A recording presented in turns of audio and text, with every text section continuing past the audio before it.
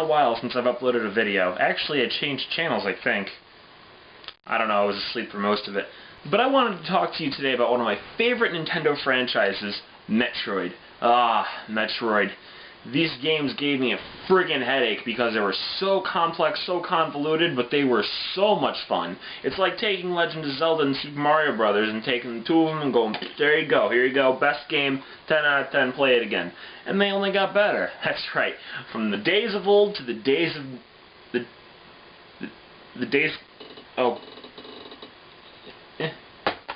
Ew. I think I got it on me. But no, being serious for a second, this is Metroid's first jump into a third-person 3D environment. Using Metroid Fusion is a little bit of a cheat sheet, the way you just run around from objective to objective. There's a little exploring here and there, not as much as Fusion, but that's not our biggest problem. Our biggest problem is that this is a game that we're supposed to play and take seriously. But you know that better than I. This game is all over the internet. Nobody likes this game, it seems. It seems everyone's bitching and complaining about this game. The gameplay's alright, but this is one of those games where the story needs to be as good as the gameplay, if not better, and that's where this fails. And that's what I'm here to talk to you about today. Metroid Other M. Let's do it. Alright, so let's talk about what they did right and what they did wrong. What they did right is they placed us right on the timeline with Super Metroid. The game opens with Samus finishing off Mother Brain and the death of the baby Metroid. God rest your soul. What they did wrong with the timeline, they put us on the timeline after Super Metroid, but before Fusion.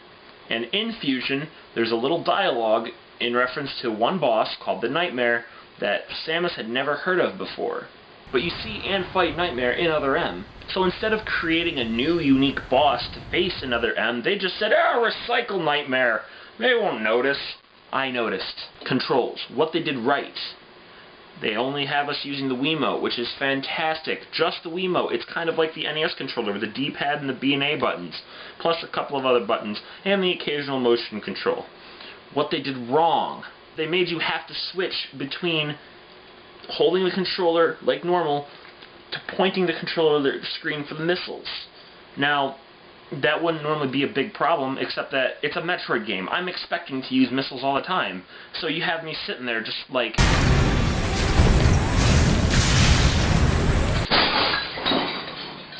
Shit! And the last thing about the control brings in a mechanic in the gameplay. Holding the A button and holding the Wiimote up like this enables what's called concentration, or you reload your missiles. Or if you're at, I think it's like 10 energy or less on your last energy tank, you can recover one of your energy tanks. That's cool. It's kind of bringing back the idea of the reserve tank from Super Metroid. But what's the point of missile tanks if I can just go, boop, done? It takes like 3 seconds, just done. There we go. Hey, more missiles. I mean, it makes the idea of having to explore and look for all these hidden missile tanks just so you make sure you're well equipped for boss fights virtually pointless. I mean, energy tanks are still necessary, yeah, but missile tanks, it's like, who cares? I don't care. Missile tanks, Jesus Christ. And one last thing with a stupid first-person view is just these stupid pixel... Ugh, man, what? Oh, but this isn't even the worst of it. I can't in good faith make a video about Metroid Other M without talking about their biggest flaw. They gave Samus a voice. And I mean, we all know Nintendo's track record with giving characters voices. Legend of Zelda. Well, excuse me, princess. Super Mario Brothers. Luigi bash blocks now! All right, wise guy, so what happened next? But you know what? This is Metroid. Maybe they did a good job.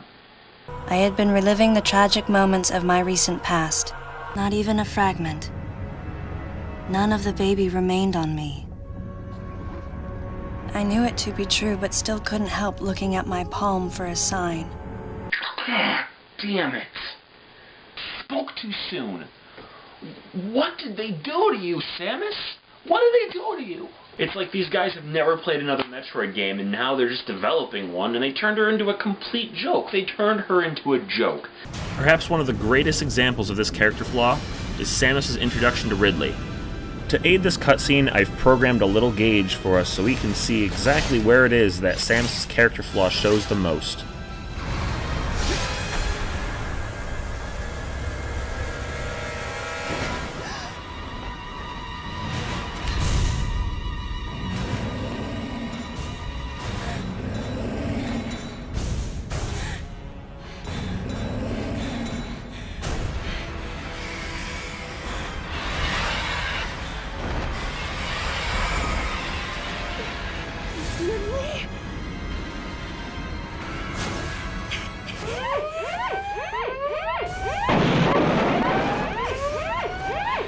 what happened to our fearless bounty hunter? How many times has she faced Ridley before this in the timeline? Let's take a look. 1, 2, 3, 4, 5, 6. 6 times. Conclusion, Samus is a little bitch. And you know what? She uses that voice to complain a lot about her past. She talks about all these different times that she was with the Federation and how Adam was her CO and about all this, like how this is the worst thing, how all the other soldiers didn't treat me with respect. He was joking, but others weren't. At the time, I felt surrounded by people who treated me like a child, or used kid gloves because I was a woman. Really? Really? You know what? Better idea. How about instead of you bitching and complaining about your past, let me play it. Let me play a game about your past. Listen, tell me this wouldn't be an awesome idea. I think it'd be a cool idea. The game starts just as she's with the Chozo. You play as her as a child as she starts to, learn all of her abilities and start to become more and more worthy of the Chozo armor that she wears, the power suit. Why don't we play through the days in the Federation Army? And the game plays through, and at the very end, you see the scene where Samus is walking out on Adam, and the credits roll.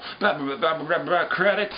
And then the very last scene of the game is the opening to Zero mission, where she's talking about, this is her story, this is her Zero mission, because that would be her first mission as a freelance bounty hunter.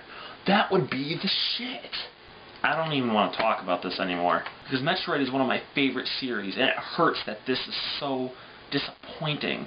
I was looking forward to this so much, and Team Ninja just ruined it. I'm gonna go downstairs and play a different game.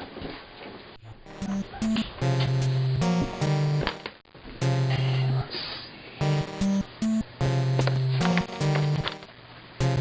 Here we go.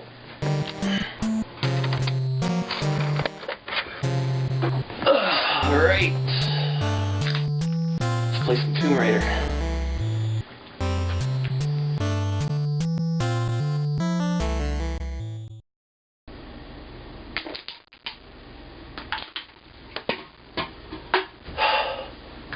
Why couldn't it have been like that? Why couldn't Other M have played like that? Now, I know, Tomb Raider came out about 3 years after Other M, so it's not like they could have played Tomb Raider and been like, oh, we should make it like that. But I mean, the concept's still there. This can't be the only thing in existence where the main character goes from a bitch to a badass.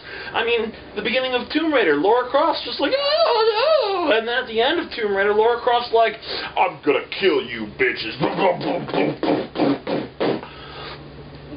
Why wasn't Other M like that? They could have even said that maybe Samus was suffering from post-traumatic stress disorder, from finding a baby, raising a baby, being saved by a baby, and then baby going boom! Mother brain!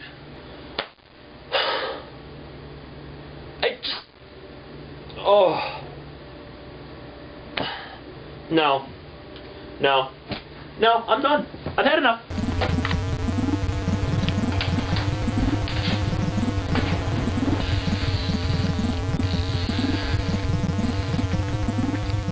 Sorry, Samus, but I've had just about enough of you.